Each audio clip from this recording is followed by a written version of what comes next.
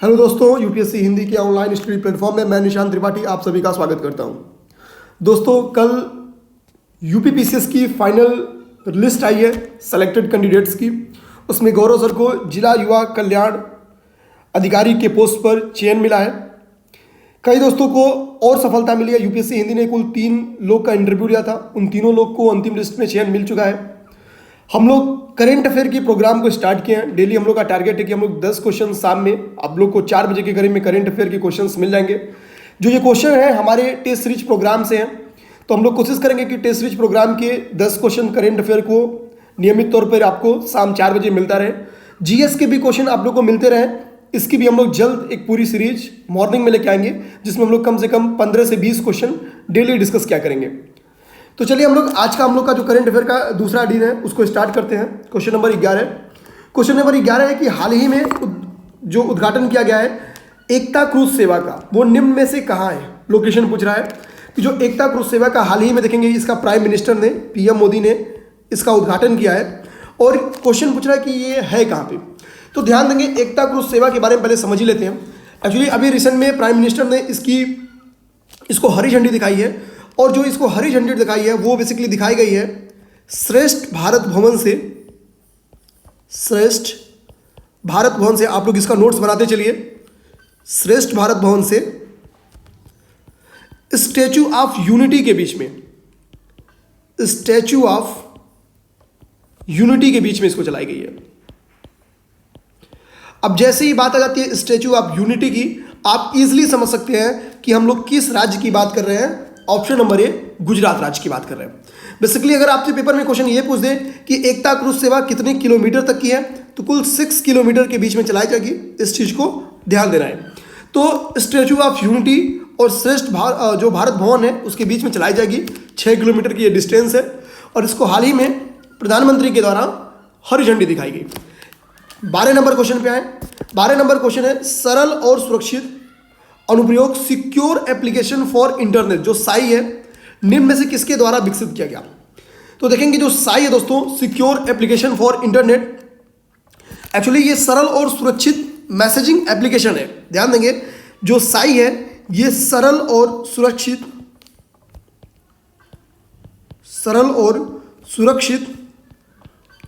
Messaging application है। Messaging application है। भारतीय सेना के द्वारा इसका निर्माण किया गया है, यानी भारतीय सेना के द्वारा इसको विकसित किया गया है। बेसिकली ये व्हाट्सएप, टेलीग्राम वगैरह की तरह काम करता है। इस चीज़ को ध्यान देना है। एक चीज़ यहाँ पे और भी जो फैक्ट है देखने का है कि जो ये एप्लीकेशन है, जो साई नाम का ये एप्लीकेशन है, इसको CERT इन यानी सर्ट इन द्वारा चयनित लेखा परीक्षक और सेना साइबर समूह द्वारा इसका जांच किया गया है। ध्यान देंगे, इसका 2 लोग सर्टिन द्वारा चयनित जो लेखा परीक्षक थे, पहला तो ये लोग सर्टिन द्वारा चयनित जो लेखा परीक्षक थे, दूसरा जो खुद सेना की साइबर समूह है इन दोनों के द्वारा इस एप्लीकेशन की जांच की गई है। इस चीज़ को ध्यान देंगे, यानी ये पूरी तरह से वेरीफाइड है। इस चीज़ को ध्यान देना है। बेसिकली इसका यूज केवल सेना करेगी, सेना में भारतीय सेना, ठीक है। जो स्पेशल सेना के नाम लिखे गए हैं इनका नहीं, डीआरडीओ ने इनका निर्माण नहीं किया। इस चीज़ को ध्यान देंगे, मैक्सिमम लोग इसको डीआरडीओ टिक करते हैं। नेक्स्ट, मेरी सहेली जो पहल है, ये वेरी इंपॉर्टेंट है। मैक्सिमम चांस है कि पेपर में क्वेश्चन आ जाए।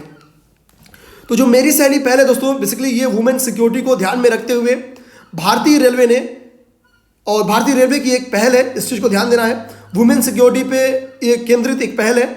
इसमें टारगेट किया गया है कि कोई महिला, सपोज कि ये प्रारंभिक स्टेशन है जहाँ से वो चढ़ रही है, और ये उसका इंड स्टेशन है जहाँ पे वो उतरेगी। इन दोनों स्टेशंस के बीच में सभी प्रकार के सभी क्षेत्रों में, ध्यान देंगे, सभी हेल्थ सेक्टर का हो, छेड़खानी हो, कोई भी एरिया हो, सभी क्षेत्रों में उनको सिक्योरिटी प्रदान की जाएगी। सभी क्षेत्रों में उनको गंतव्य स्टेशन तक, यानी जहाँ से शुरुआत स्टेशन है जो उनका प्राइमरी स्टेशन है, और जो उनका इंड स्टेशन अर्थात जो उनका गंतव्य स्टेशन है, उसके बीच में उनको सिक्योरिटी दी जाएगी। बेसिकली अगर भारतीय रेल की जगह अगर यहाँ पे आरपीएफ लिखा रहता, रेलवे पुलिस फोर्स, तो भी ये सही रहता, क्योंकि ये आरपीएफ की ही एक पहल है। यहाँ पे एक इंपॉर्टेंट फैक्ट ये है दोस्तों, थोड़ा ध्यान देंगे। इंपॉर्टेंट फैक्ट इसमें एक ये है कि यहाँ पे लिख लेते हैं, आप लोग लिख भी लेंगे। कि इस पहल को सबसे पहले सितंबर 2020 में, सितंबर 2020 में एक पायलट प्रोजेक्ट के तौर पे चलाया गया था। और ये पायलट प्रोजेक्ट के तौर पे जब चलाया गया था तो बेसिकली इसको केवल और केवल दक्षिण पूर्व रेलवे के द्वारा चलाया गया था। लेकिन जब यहाँ पे सक्सेस देखने को मिला, यानी जब यहाँ पे इसकी उत्साहजनक प्रतिक्रिया देखने को मिली, तो फाइनली रेलवे के द्वारा डिसाइड किया गया कि इसको संपूर्ण रेलवे में यानी पूरी भारतीय रेलवे में इसको लागू किया जाएगा। तो मेरी सहेली वुमेन सिक्योरिटी से रिलेटेड एक पहल है, भारतीय रेल आरपीएफ की ये बेसिकली एक पहल है, तो इस चीज़ को ध्यान देंगे। और अब ये पूरी तरह से लागू है, पायलट प्रोजेक्ट के तौर पे इसको दक्षिण पूर्व रेलवे में लागू किया गया था। 14 नंबर क्वेश्चन है, ध्यान देंगे, इसको रफ कर लेते हैं। आप लोग इस वीडियो को ज़्यादा से ज़्यादा शेयर करते रहिए, अपने दोस्तों में इस चैनल को शेयर करिए, साथ ही साथ हमारे चैनल यूपीएससी हिंदी को सब्सक्राइब करिए। 14 नंबर क्वेश्चन है, भारत और निम्नलिखित में से किस देश ने, ठीक है, क्वेश्चन जो देश का नाम पूछ रहा है वो 4 नीचे लिखा गया है, हाल ही में बुनियादी विनिमय और सहयोग समझौते BECA पर हस्ताक्षर किया गया। तो ध्यान देंगे, भारत और अमेरिका के बीच में अभी हाल ही में ये समझौता हुआ है, बुनियादी विनिमय और सहयोग समझौता, जिसको हम लोग कहते हैं BECA पर। अभी रिसेंट में भारत ने अमेरिका के साथ समझौता किया है, तो इसका सही आंसर है option number A. 15 number question पे आते हैं, निम्नलिखित में से किस देश के प्रधानमंत्री ने हाल ही में कहा है कि उनका देश 2050 तक कार्बन तटस्थ देश बन जाएगा। 2050 तक कार्बन तटस्थ देश बन जाएगा, अर्थात कार्बन का उत्सर्जन जो है, कार्बन का उत्सर्जन इस देश में कार्बन का उत्सर्जन कितना हो जाएगा, 0 हो जाएगा।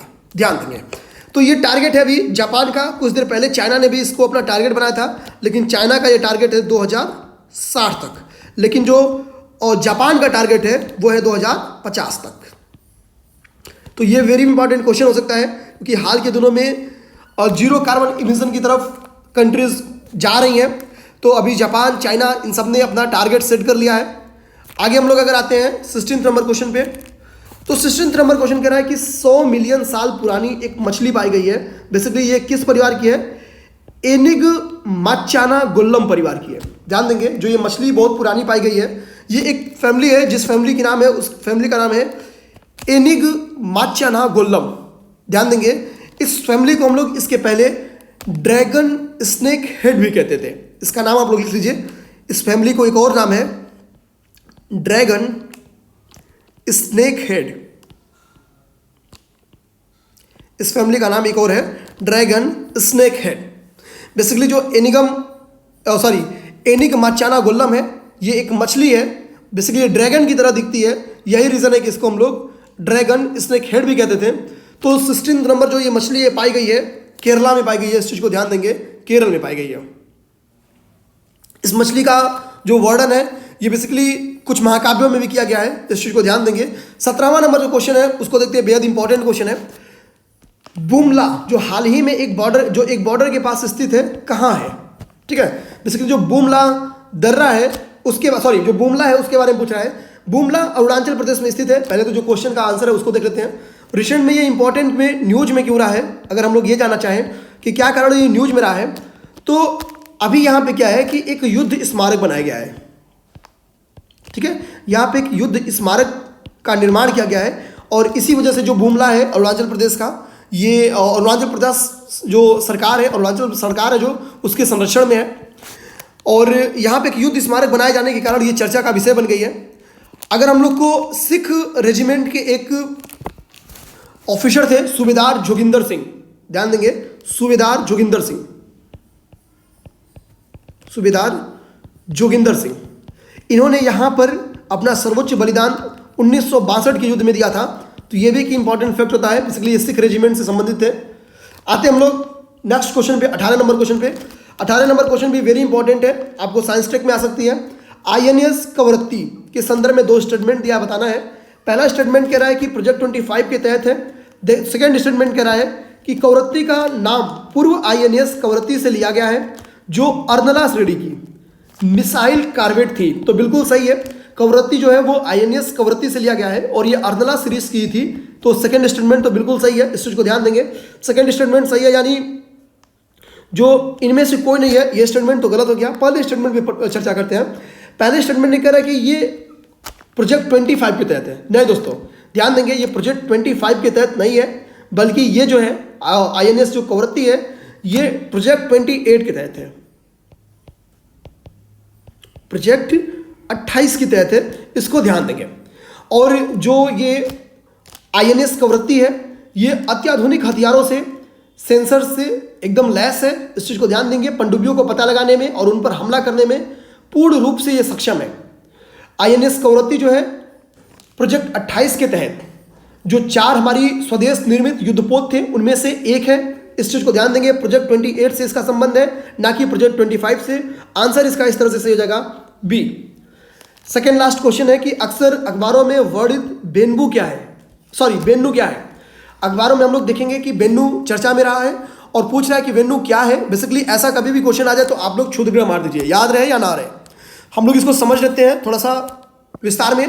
ध्यान देंगे कि 2016 में नासा ने क्या किया था, एक मिशन छोड़ा था अंतरिक्ष में। उस मिशन का नाम था OSIRIS, ओसिरिस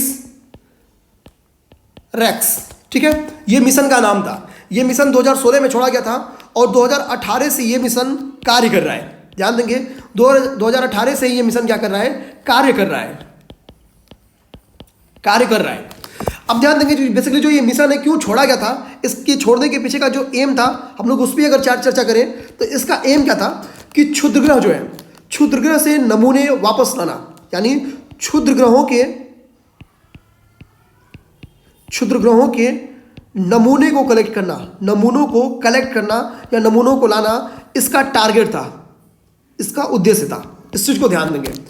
जो क्षुद्रग्रह हैं उनके नमूने एकत्र करना इसका टारगेट था। और अभी रिसेंट में ये मिशन जो ओसिरिस रेक्स है, जो नासा का एक मिशन है, वो एक क्षुद्रग्रह के नजदीक से गुजरा, यानी उसको टच किया बेसिकली हम लोग कह सकते हैं। और उस क्षुद्रग्रह का नाम है बेन्नू।